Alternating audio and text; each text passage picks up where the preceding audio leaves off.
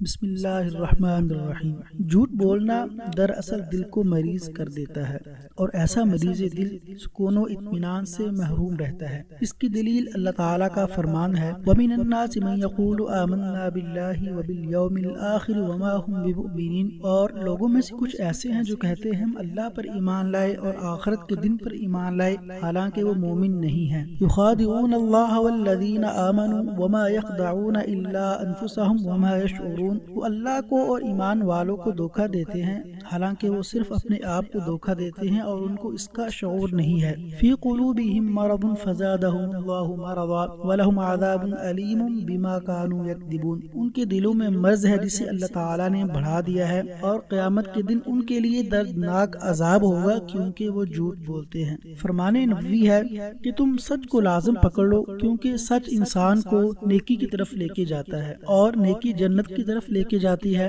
انسان ہمیشہ سچ بولتا ہے اور سچ کی تلاش میں رہتا ہے تاکہ وہ اللہ کے نزدیک سچا لکھ دیا جاتا ہے، اور تم جھوٹ سے بچو کیونکہ جھوٹ انسان کو گناہ کی طرف لے کے جاتا ہے اور گناہ جہنم کی طرف لے کے جاتے ہیں۔ انسان ہمیشہ جھوٹ بولتا ہے اور جھوٹ کی تلاش میں رہتا ہے حتیٰ کہ اللہ کے نزدیک وہ جھوٹا لکھ دیا جاتا ہے، اور جھوٹ بولنا منافقین کی صفات میں سے ہے۔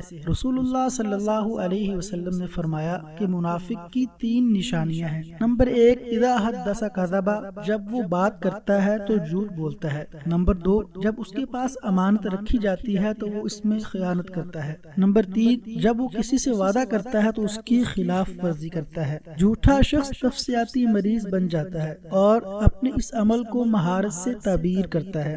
تو جھوٹے شخص کو جہنم میں عذاب کیسے ہوگا؟ نبی صلی اللہ علیہ وسلم نے فرمایا اس شخص کے لیے ہلاکت ہو جو جھوٹ بولتا ہے تاکہ لوگوں کو ہنسائے۔